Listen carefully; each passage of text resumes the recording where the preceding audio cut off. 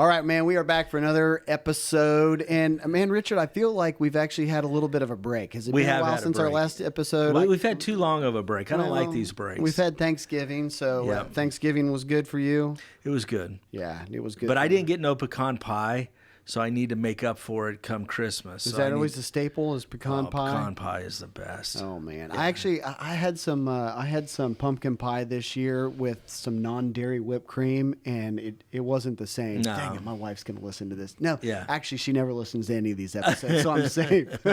Anyways, you gotta have real whipped cream to put on the pies at Thanksgiving. Absolutely. But anyways, it was great. We did take a little bit of a break, but man, we're back at it, and we actually have, obviously, Christmas coming up. Yep. But, man, we will have a busy schedule in January. Yes, January is going to be absolutely loaded, and I'm excited. Yeah, absolutely. So, but, hey, today we've got a in-person, live. Fellow Nashvilleian. Absolutely. Corey Congilio.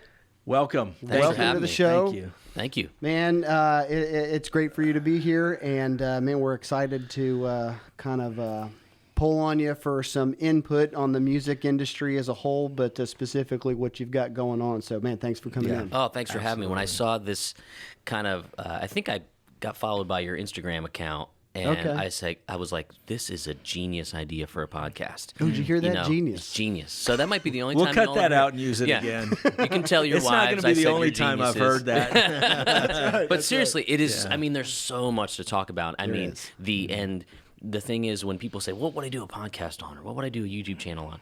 Once you start to really think about it, the sky's the limit. And this is incredible. Yeah. Like, it's really, really poignant for sure. Yeah, it's exciting. And we've snowballed. I mean, this is our low 60s episode, somewhere low 60s. I don't know. We talked about it. Let's say 63 because it's somewhere around there.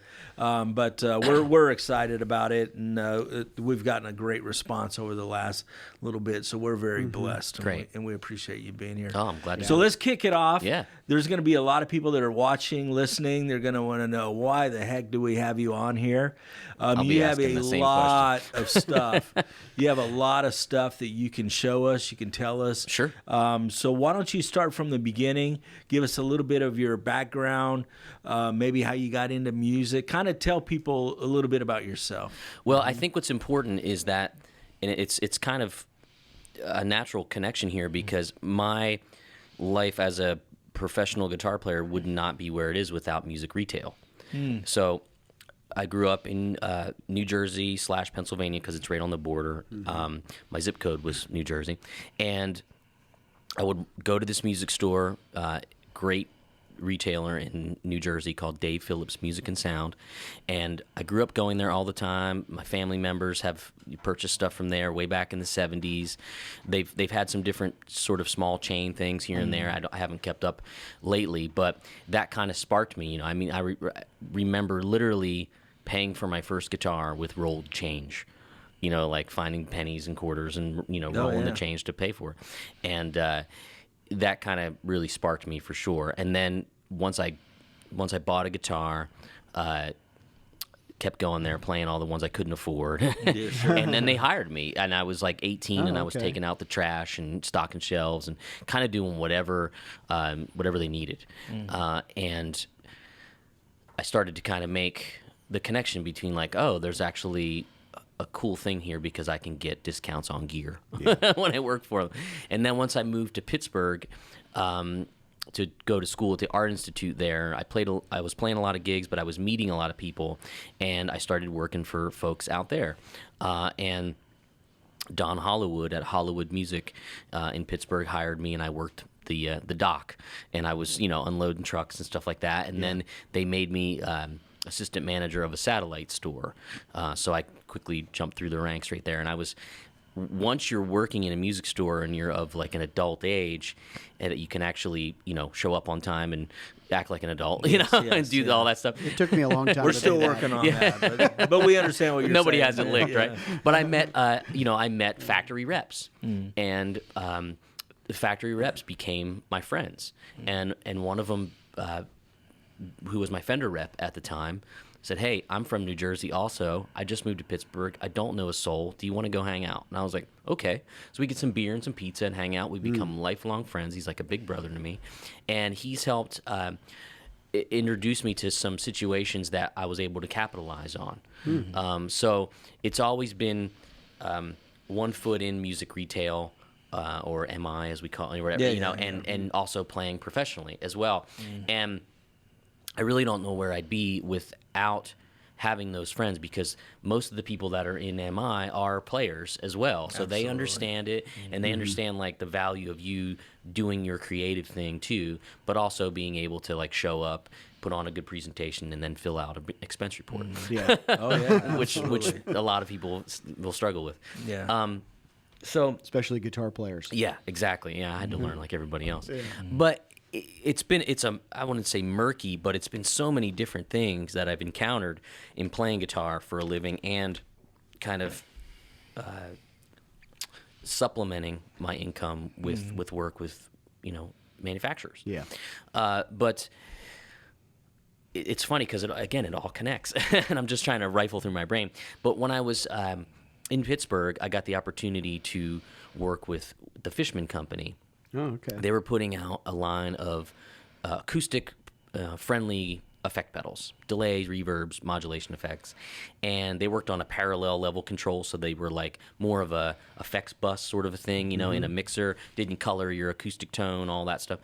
And I ended up being their demo guy for many years. That kind of parlayed into some light artist relations and marketing, and it was nice because it was a steady check for a while. I was basically a consultant, which at the time I didn't know what that was.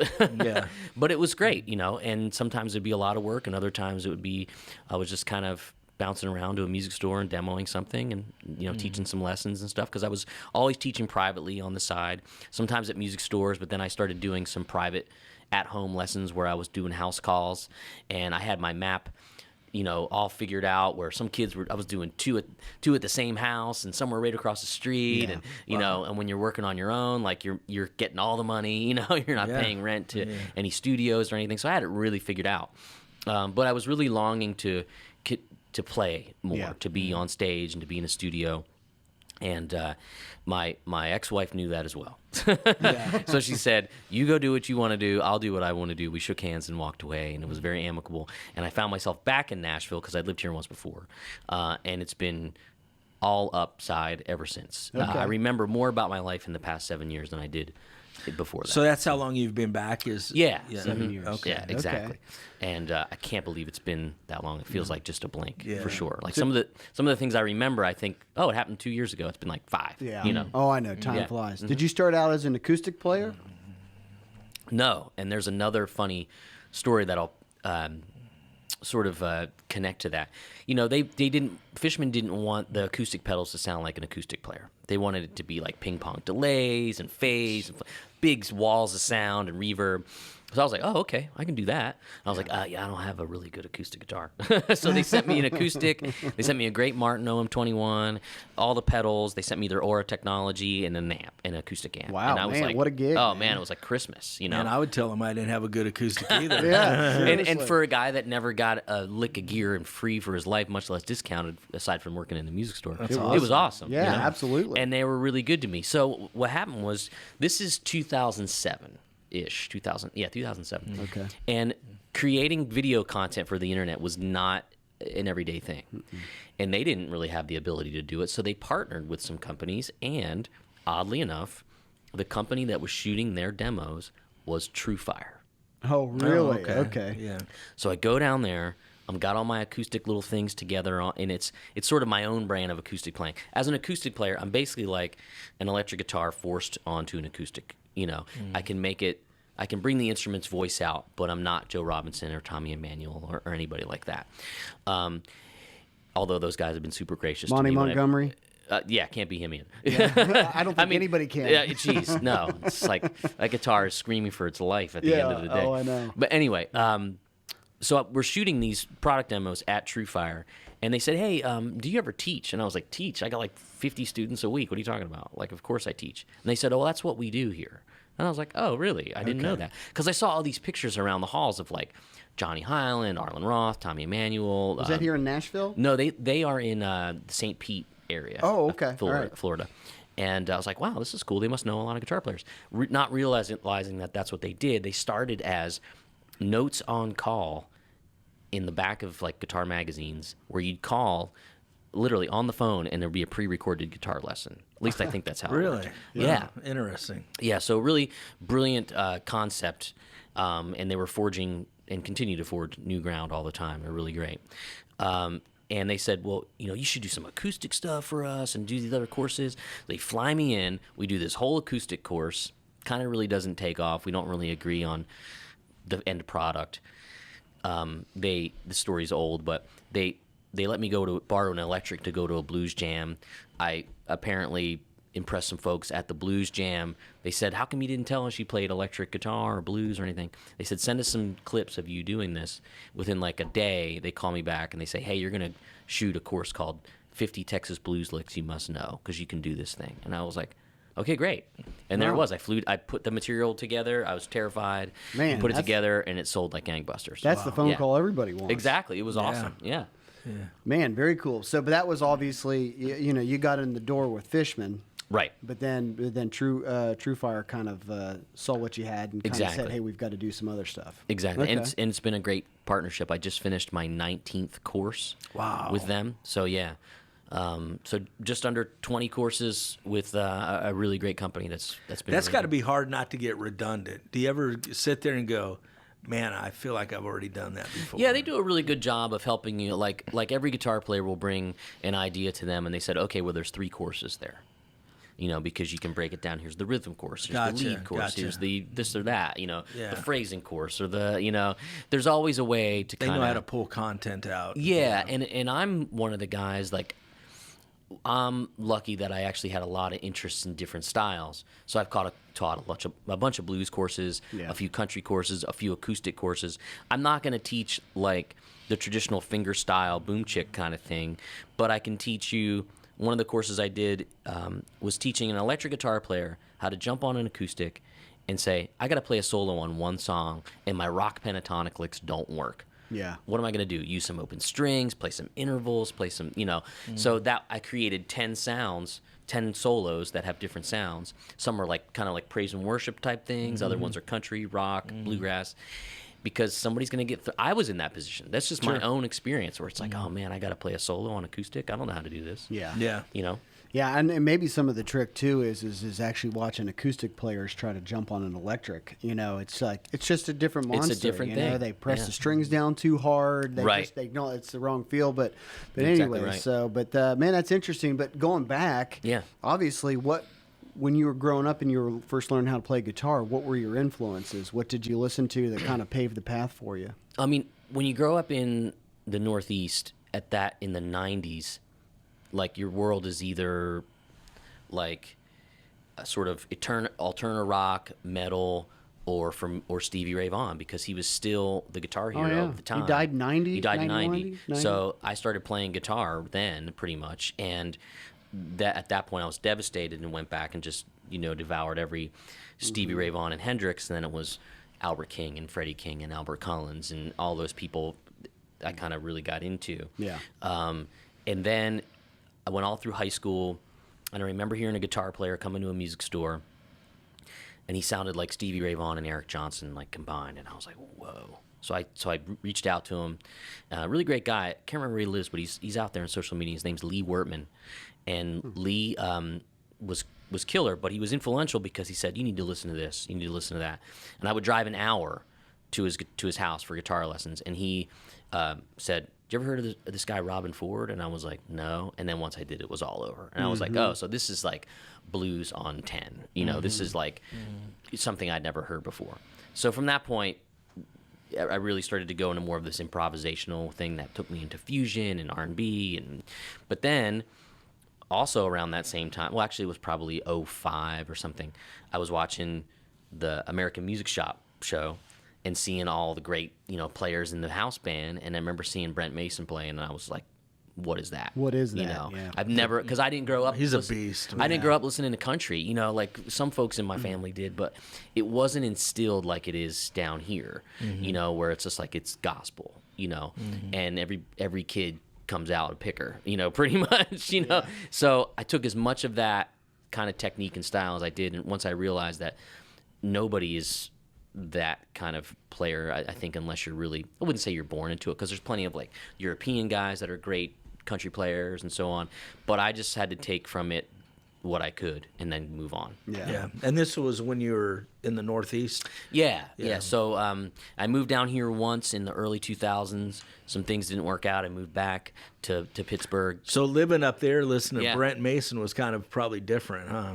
Oh, yeah. Like, people don't want to hear this country crap. You know what I mean? And it's like, and the thing is the gold, like, if you're not a country fan, you're going to despise Alan Jackson or Brooks and Dunn. It's going to sound like, when am I, I want to kill myself listening. Yeah. I love it. And because I love the stories, I love how everybody's listening to each other.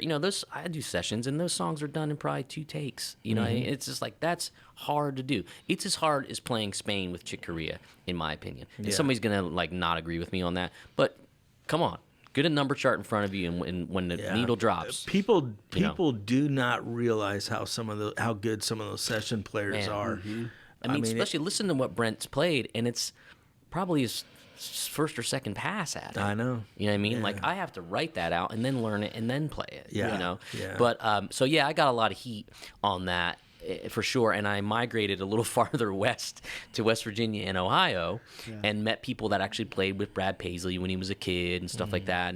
And I started working with some country artists from Ohio. They call it the Ohio Valley, and it was great because I was like, people come to the shows.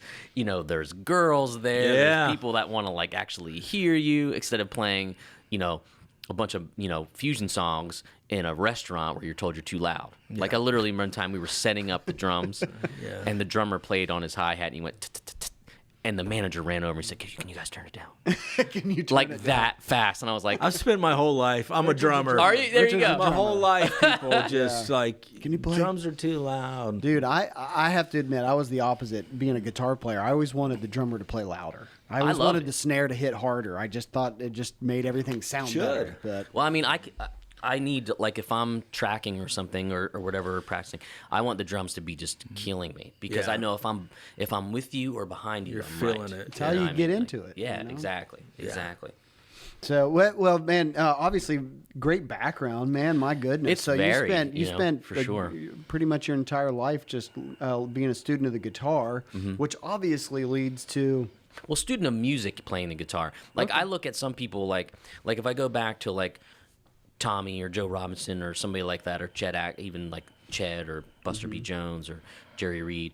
Like, to me, that is a student of the guitar. That's right. Like me, I was a student of how to get paid playing the guitar. Yeah. And that's what it is. Like, because I had to figure out, I need to work, I need to play in bands, I need to play with other musicians. How's it going to happen? Like, I've actually had some of those kinds of players saying, I'd rather play by myself. And I'm like, that's not me. I'd rather play with people in a band, whether it's a duo or 11 pieces. I don't care. Yeah. I love that. Yeah. Well, that's kind of brought you up to kind of where you are now. So you've got a lot going on yourself, especially your YouTube channel, which is very interesting. So you've got a lot of content going on, but one thing you are specifically focused on is doing lessons. Right. So you kind of have two different things. You have lessons that people can purchase and get into, but you also do a lot of kind of like free lessons on YouTube. So kind of just talk about those two different things and where that's going. Well, the YouTube content is going to be the focus of this year coming up, for sure, because it wasn't a focus in the past because I was just too busy. It's hard to make a YouTube video. Ask any one of these really high subscription company guys out there, whether it's Marty Schwartz or Rick Beato or anybody. They have teams of people working for them, editors, sound guys. Rick Beato's videos are pretty freaking cool. Oh man, I mean, no, he's genius with it. And what's funny is I know some people that worked with him before he did all this, and Tim Pierce has talked to me about his relationship with Tim with Rick, and Rick has helped give him some pointers. These guys, are they here in Nashville? No, Rick's in Atlanta and Tim is in LA. Oh, okay. And it's funny because the YouTube thing is what I'm starting to really like about it, aside from the technical hoops I got to jump through, is that it's actually very creative. The editing process, deciding what you're going to shoot on, it's like kind of an open playing field. And the thing is, it's like you can do and say and be whoever you are, whether it's a persona or not, and see what happens. You know, that's what I think is really cool about it. In me, I don't know how to be anything other than just kind of like a calm, distiller of information. Like that's what I like to do, because all the information's out there. If I can be a conduit, I'm happy to help you do that. There's no secrets. You're never going to play it like I do, and vice versa. So I want my YouTube channel to express that, and also talk about gear in addition to lessons. And then have hopefully a relationship with those subscribers that they'll be able to go to my website, subscribe, and support me. Are you doing all the video stuff yourself, all the editing? So far. Well, so far, but like when I work with TrueFire, or I work with Brett Papa or Tim Pierce or Eric Andreas, like they have teams of people that are editing as well. Because a lot of people don't understand how hard it is to get the cameras, to get everything synced up. I mean, just the whole camera process. gear is more video gears, you guys know, are more expensive. It's more expensive than the the music world. And it's just like, so I got myself into another thing I got to spend a lot of money on, and I'm literally doing it with as bare bones right now as I can. Because a mentor said to me, spend your money on what makes you money, like on the tools. Absolutely. Good advice. So, Well, and this is all good because we've talked a lot about, we've had several episodes. We've even had Rhett Shaw on. Oh, great. And we talked about how important it is that the music retail industry needs to be involved in this. You've got experience working for music stores, even giving lessons, doing it on your own, and even at stores. Did you give? Oh, yeah. So hundreds of lessons. As far as what you're doing, if we had to give advice, if somebody came to you and said, "Hey, listen, I know what I need to do. I know I need to catch up. We're going into 2020. What are some things that music store owners need to be doing as far as YouTube, social media, kind of along the lines of what you're doing, so they can gain traction in this world?" Because we've brought up in the past that it seems like music stores and this industry is 5 years, 10 years behind the curve. So that's where I think you're coming with that question is what can we do to update some of these people and get them into today? I bet you there's retailers out there that are still writing paper receipts. No, absolutely. It's fax machines. Yeah, and that blows my mind. I mean, I know there's some that they mail in their invoices. You know what I mean? Like to crazy. Yeah, exactly. It's crazy. I know that it happens. And if you can budget it, here's what I think would be really good for a retailer to do is either have a video studio. I mean, you got the gear, you got access to stuff. You don't need much. You need something to capture video, edit, and something to capture audio. You don't even need Pro Tools or Logic or anything like that.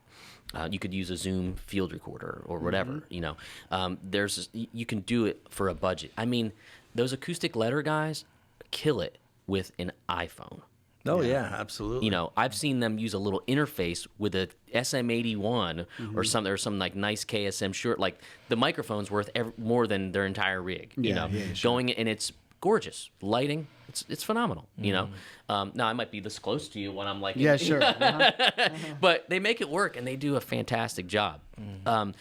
So either invest in your employees so that they can spearhead it, or you take a guy like me and you say, "Hey, we're going to put you on a budget. We want 4 videos a month or however many, and because you want to put those out maybe once a week, and when you're going to review a product for us." You know what I mean? You'd be surprised how hard a musician that's used to making $150 at a show will work for, I don't know, $500 a week, $1,000 a week, or maybe $2,000 a month. You know what I mean? Yeah. I'd still. Well, never mind. I'm not going to put out my rates. You're like, I'd do it you better for be I'll do it for careful. $5,000 a month. I'll do it for $10,000 a month. Yeah. No, but seriously, like the traction you'd gain would be crazy because then, and I'm seeing it like with, the thing that I see with this industry and the everybody's very much very insulated. They don't want any secrets out. They're afraid to let too many people know what's going on.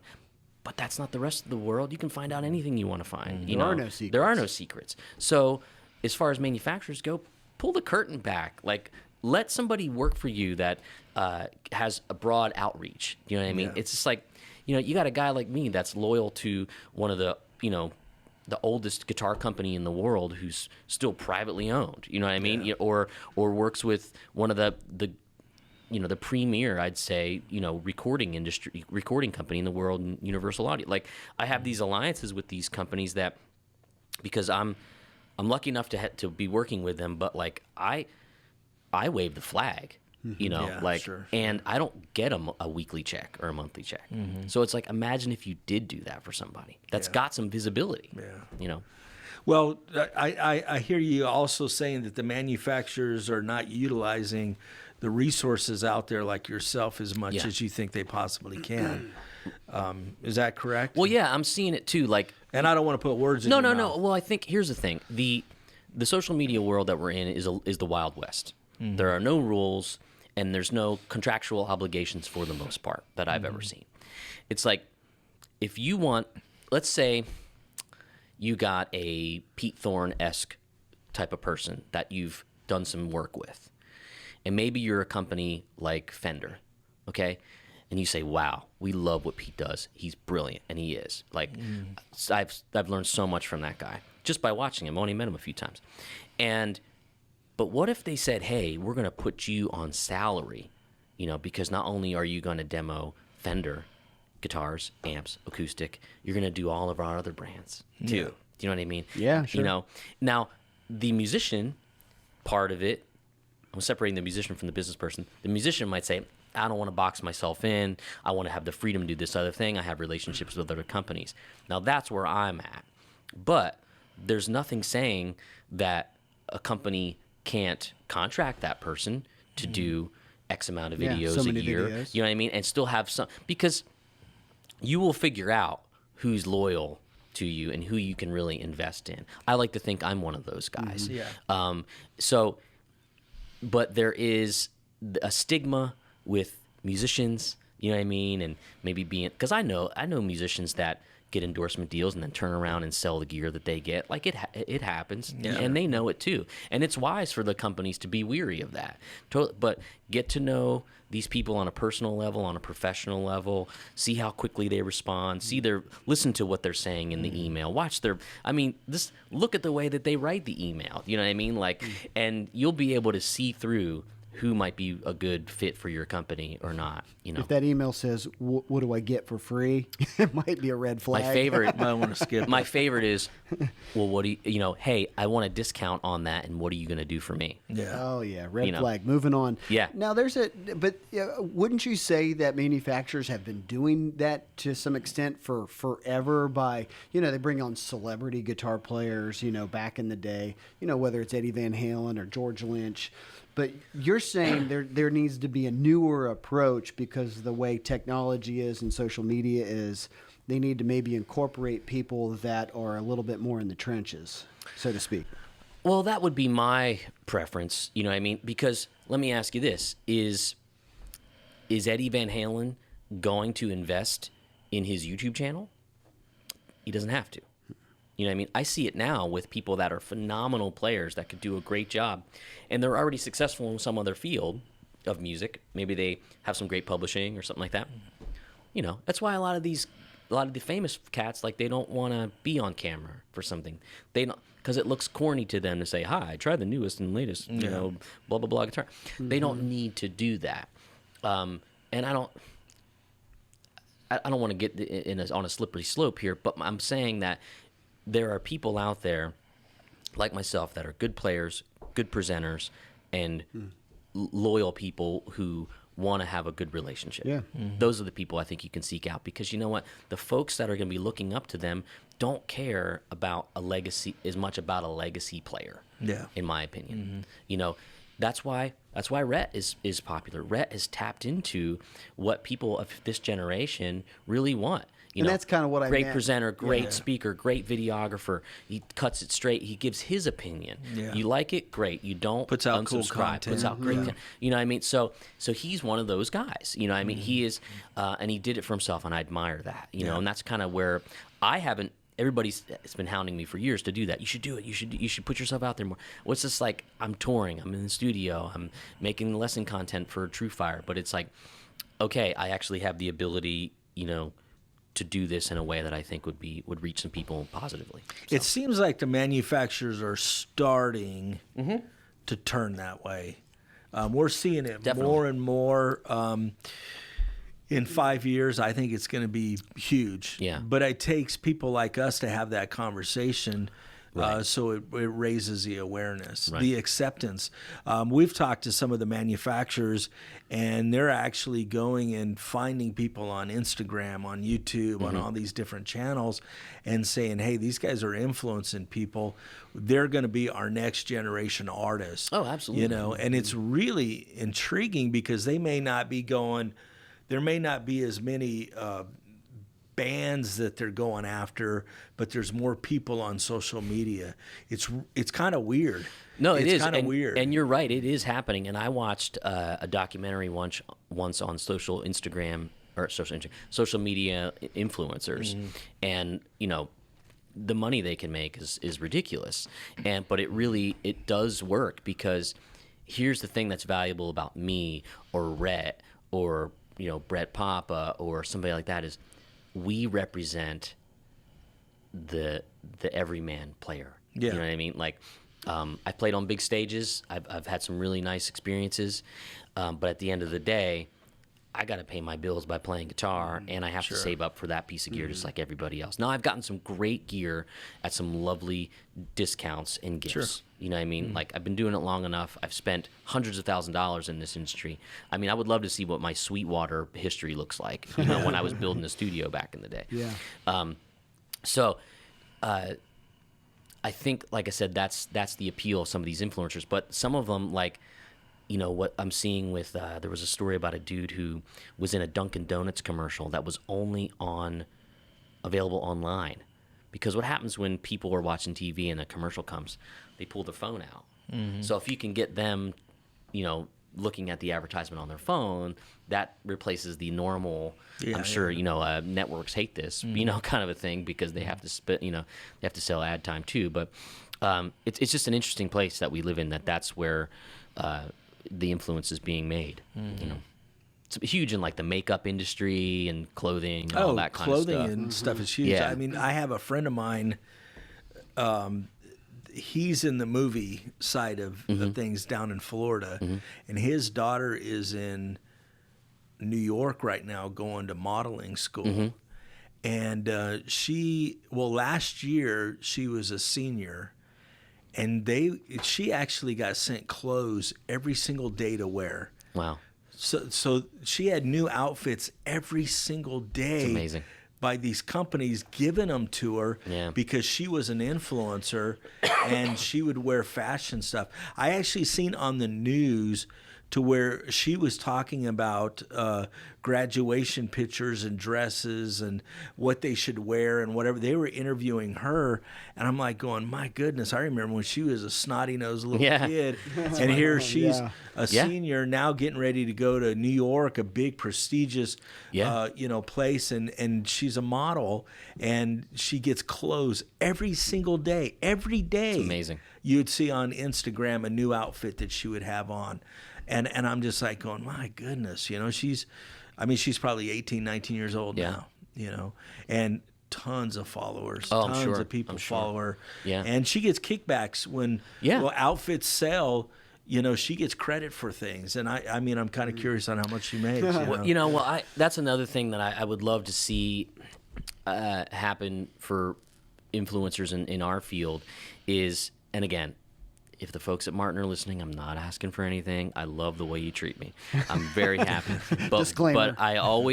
But it's funny, like, Christmas is coming. Christmas is coming. I'm actually going to the factory on Monday the 23rd to see some friends up there. And I grew up 20 minutes east of the Martin factory, which is crazy. Yeah. And I didn't care about it. If the guitar didn't have a pointy headstock and humbuckers, I didn't care. Yeah. Back in the day, right? Yeah. So, but what I think what's interesting, and it goes to our points, is that I get I'll be conservative, an email a month or an Instagram message a month about, hey, thinking about a 0018, but I also love a 0028. What do you think? And then that person will say, hey, I pulled the trigger on this. And I say, can you tell me where you bought it from? Yeah. And they do. I screenshot it. I send it to them, because it's not just to say, hey, I'm doing my job out here. That's my like peripheral job, is that I want to preach the good word for them, but I also want to say like, this is working. It's matters. Yes. You know what I mean? It matters. really matters. Yes. You know, and that's what I think companies that have been doing something for one way for a long time need to see. You know, Yeah, the ship needs to be it needed to be steered in a different direction, and people like you are actually doing that. Now, are you seeing that there is possibilities too that maybe music stores need to adopt potential YouTube influencers like yourself? I mean, we've been talking about from the manufacturer. I mean, Right. you know, is there room that you could work with a chain of music stores to promote their brand as a retailer? I think any of that's on the table. I mean, look at Wildwood, Greg Koch. You know what I mean? You look at I love to see the store in Texas Alamo.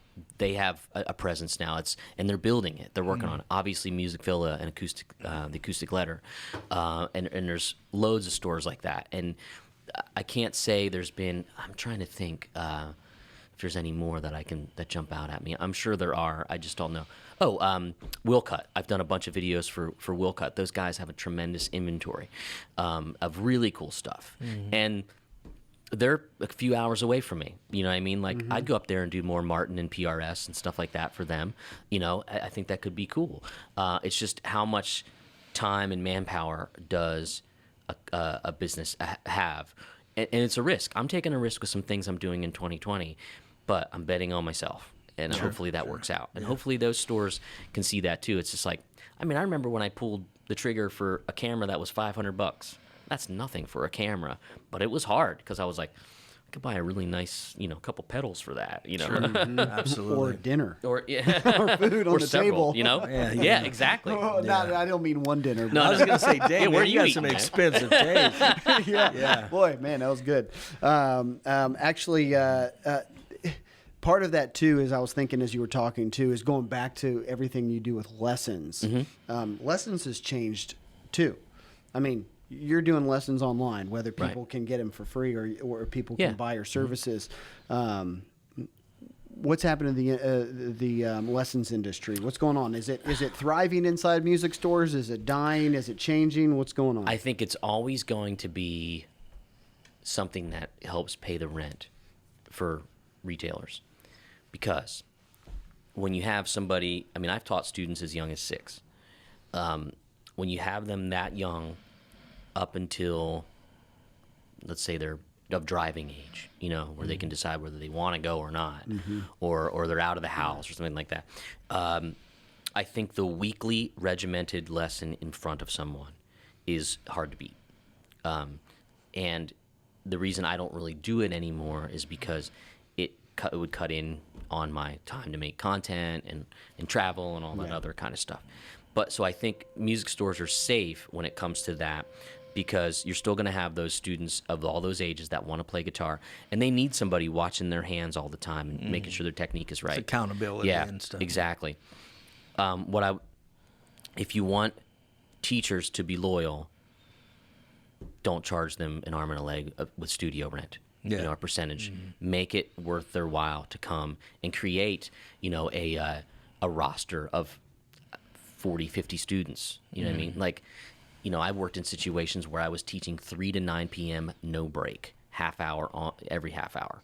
Maybe an hour lesson here or there in a 4x6 closet, and there's times where I've worked for people where I've put a fake student in the middle of the day so I could go take a lunch. Yeah. You know what I mean? Yeah. Because retailers were relying so much on the income that we had. If you have 5 teachers, 5 teachers bringing in 40 students a week, let's say conservatively, that's really good. What does that do for the retailer? What's cool is helps you pay in cash for your products, and you don't have to go on credit or a flooring plan or anything like that. You know what I mean? Like, or if you are on a flooring plan, make it for something smart that's going to have high turnover.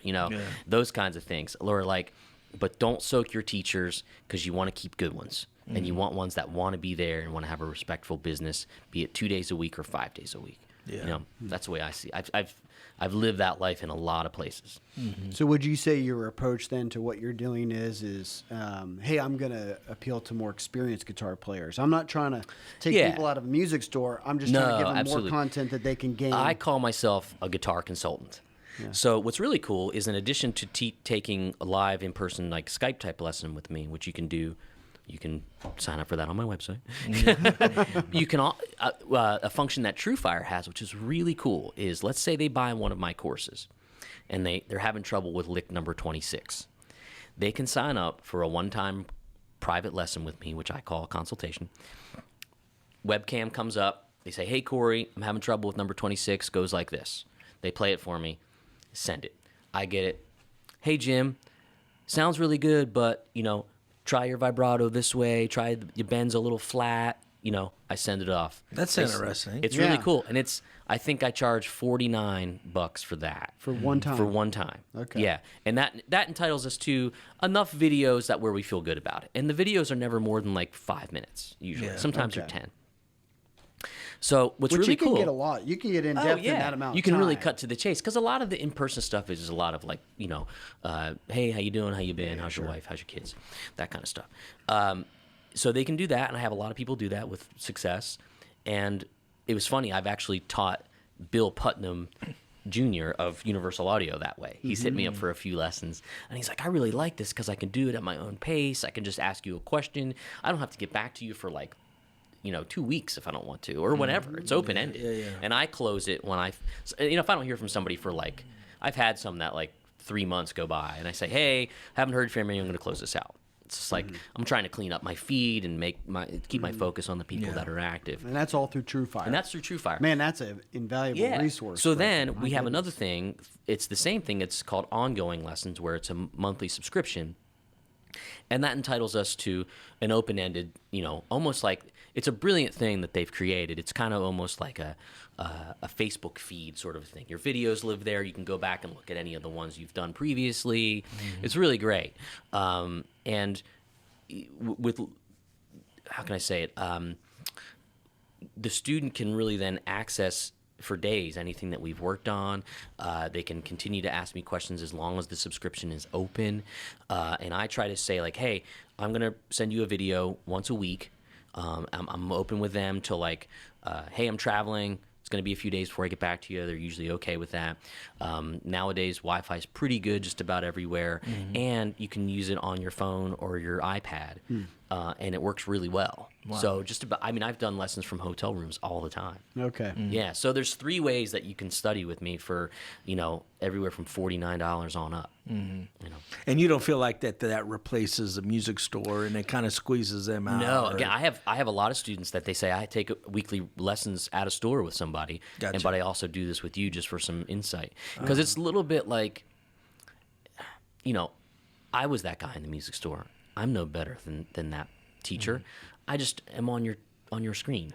So it looks like, hey, I'm the guy that has some experience. I want to ask him this question too. Yeah. But I don't want to feel like I'm taking lessons from 2 people. So I did that all the time. When I was studying with that guy Lee, I was taking lessons from a jazz guy at the same time. And I was doing, one every other week. Yeah. Yeah. For sure. So what are you currently doing right now? What all? I mean, we talked about the TrueFire. Some of the manufacturers you've mentioned, Martin. Yep. Lightly talked about PRS. Maybe you can go into that a little bit more. But who else are you working with? So on the manufacturer side, I've been working with Martin for about 5 years. So that was a natural progression, because when I was working with Fishman, we would find ourselves at the same sort of, IBMA or a Summer NAMM or something like that, or something where we were kind of close to each other, or we'd be at a Sweetwater Gear Fest where we'd be sharing a tent or a booth. And a friend of mine, we were at a music store once, and he said, hey, you should do some of this stuff for Martin. And I was like, oh, that'd be great. So when I moved to Nashville, I was still working for Fishman, but I was like, I got to be a guitar player. I was getting called the Fishman guy one too many times. So I said, I'm going to roll the dice and be a guitar player again, because this is, and I wasn't ever not a guitar player, but, people like to put you in a box. So I quit doing that like a month later, Martin said, "Hey, do you want to do some demos for us or some in-store stuff?" Because I knew Fishman's Aura system really well. So the Aura system was in a lot of their guitars, and I could make it sound really good. And then that just kind of kept snowballing into doing more events and doing more events. And then you learn the product, you learn the history. You know, I can talk a blue streak about Martin all day long now. Yeah. So that's been sort of my busy number one. I met Universal Audio. Some of my buddies, Great company. they're amazing. Some of my buddies who worked at Fishman and some other companies like Line 6 work at UA, and they're some of the best men I've had the luxury of knowing. You know, like they're fantastic people. I want an Ox really bad. Oh man, you definitely need an aux. So that was the thing, not to go on a tangent, but I was looking for a solution for recording guitar amps quietly. Go back to Pete Thorne. I saw his video on load boxes and impulse responses. I was like, what the hell is that? And then I bought a load box and an IR player, figured it out, sounded pretty good. 6 months later, Summer NAMM show, I see my friend at UA, and he goes, "You got to see what we're doing." And I was like, "You son of a bitch." Because now I got to sell this stuff and buy the aux. Yeah. And I said, "I need to be your demo guy." And he goes, "All right, well, we'll see what we can do." He's not in charge of that. So they were going to have me almost audition for it. And they said, "We watched your videos. We're going to send you an aux and an iPad to get this thing rocking." And I did a presentation, and it was cool. Like, we did like a multi-camera Skype kind of thing. Yeah.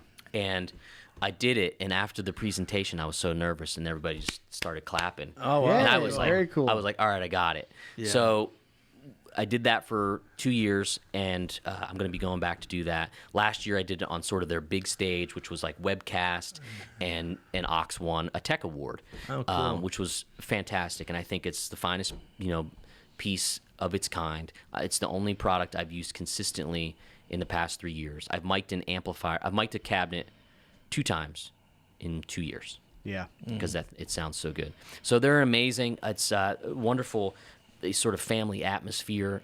Bill Putnam is just like the coolest guy that could be involved with the company. Their story is really cool. And then the PRS thing, I'm going to be demoing for them one day at NAMM.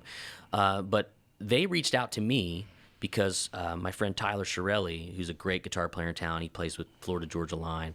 He's been a PRS fan for his whole life and has had a great relationship with them. And he said, "You need to talk to Corey."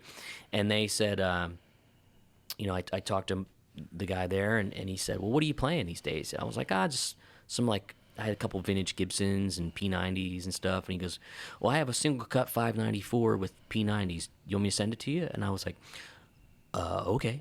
And I didn't know what kind of, I knew I wanted a 594, and that showed up, and it just blew my mind. I'd never had a guitar like that sent to me before. It was really cool.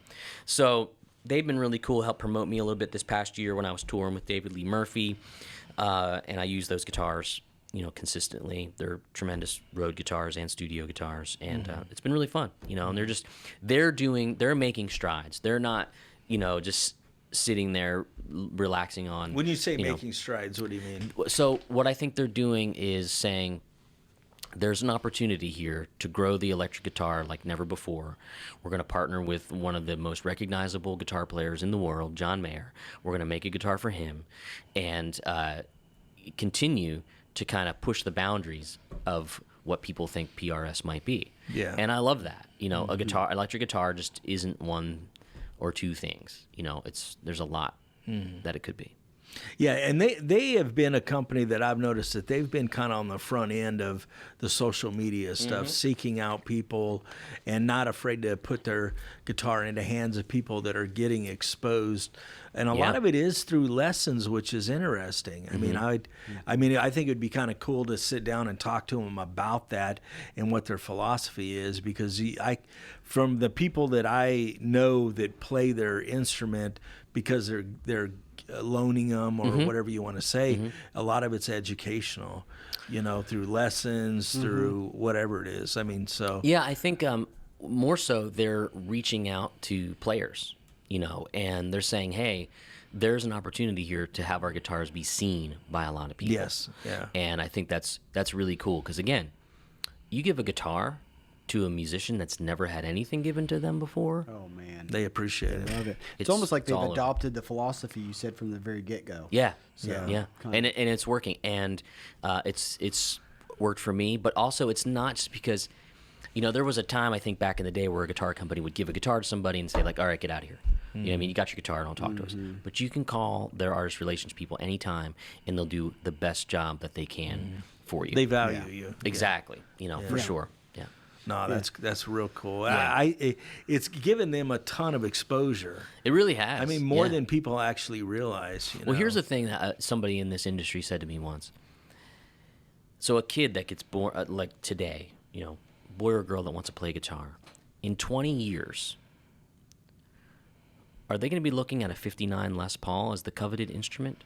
They might be looking at a Silver Sky as the instrument they've always wanted. You know what I mean? So it's positioning yourself for the long haul, which I think is really smart. Yeah, because 59 Les Pauls in 20 years will be worth like what 6.2 million. Well, here's the thing, but will they? But will they? Because something's only worth as much as you're willing to pay for it. So just because you have one that's $350,000, when you're not here anymore and your kids have that guitar and they don't care, they just want it out of their house. Hey, sell this guitar. It's just sitting around collecting dust. Yeah, you better buy some. That's who I'm hoping to be 80 and find what. No, but that's the thing. It's just like. So I was at the Dallas Guitar Show a couple years ago, and I was demoing UA or Oxbox for them at the Guitar Sanctuary's booth, and they have Guitar Sanctuary. That place is amazing.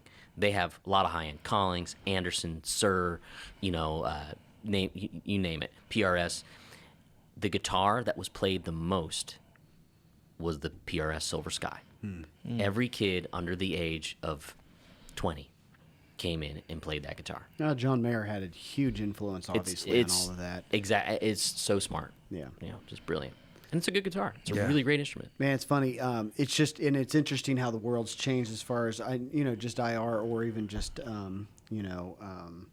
not miking amps. You said I haven't mic'd an amp in so long. And it's interesting. I went over to somebody's house who was selling a Kemper one day, and I hadn't messed with any of that before. And I was sitting there and I was looking at it, and he's just like, he goes, man, just make me an offer on it. And so, because I was like, I always wanted to buy it. We always sit around and have conversations about all this, you know. And I said, I don't know, man. I just don't know. I just think I can tell difference. I just, a real amp through a mic just sounds better. He goes, I'm telling you what. If I turned up a track right now, this was a producer here in Nashville. Because I turned up a track, he goes, I guarantee you would not tell the difference. I was like, oh, I don't know. I think I would. He's like, no, you won't. I was like, I think I will. He's like, no, you won't. And we went back and forth for just a second. And I'm telling you what. So he did. He pulled it up and he just said, tell me which one's the real guitar.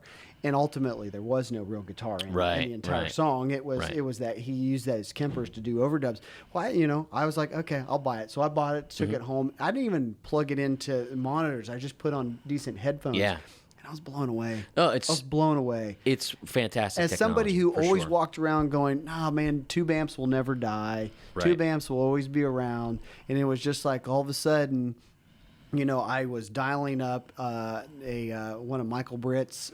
He did Keith Urban's Dumble, and there was some of that he had on that, and I was just like, it sounds like a real guitar. It sounds like I'm playing a real guitar. Yeah. I mean, it just and it was not only that, and I realize I'm saying what everybody knows, but it was not only the sound, it was how the sound felt coming off of the strings with your fingers coming through into your ears, that you felt like you were playing a guitar through an amp.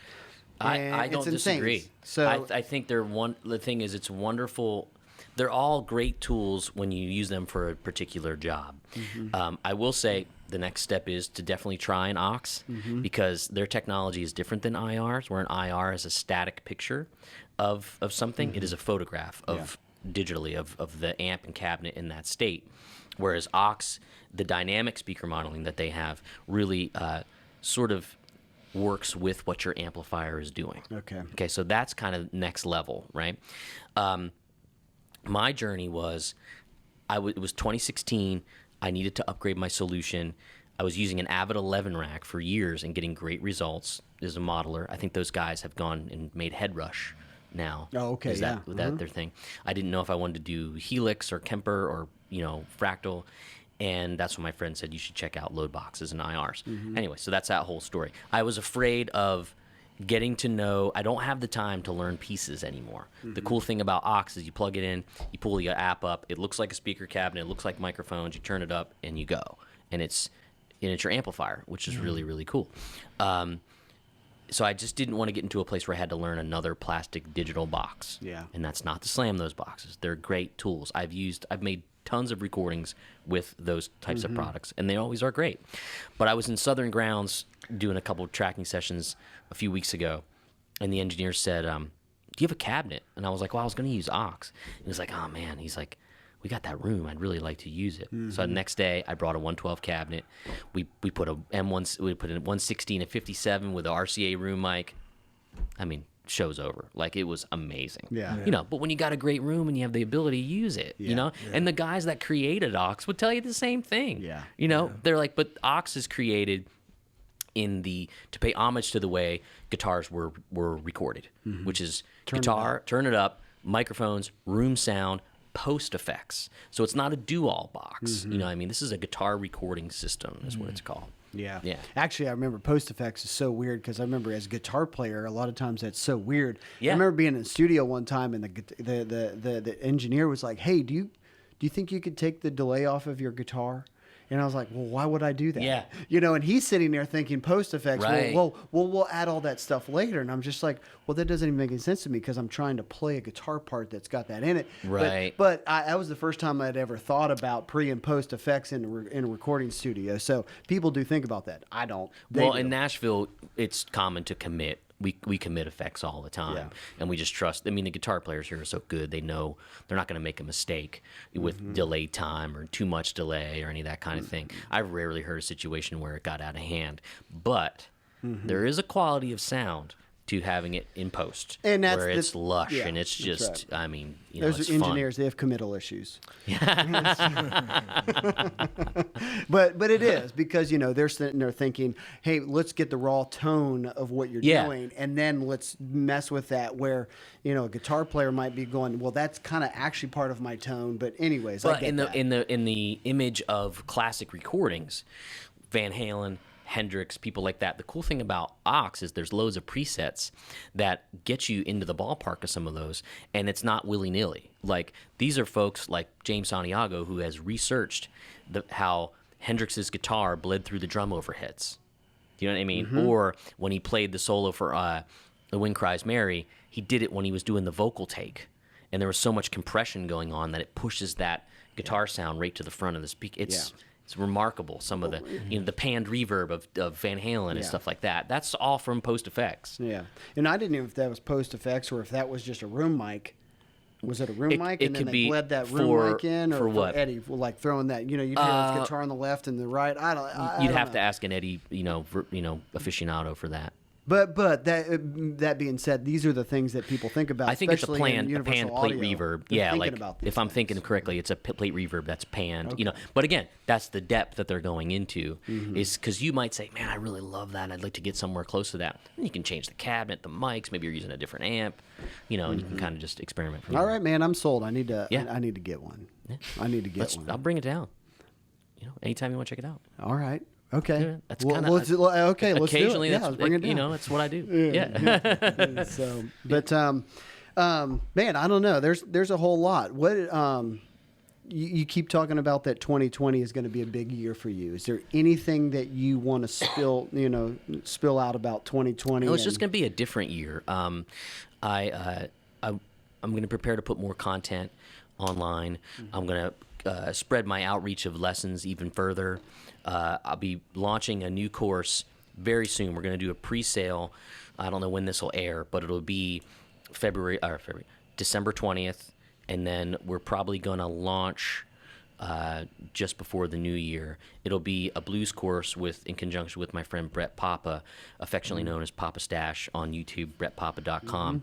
It'll be a joint venture. Mostly, I'm releasing it through his company, but you'll be able to find it on my website too.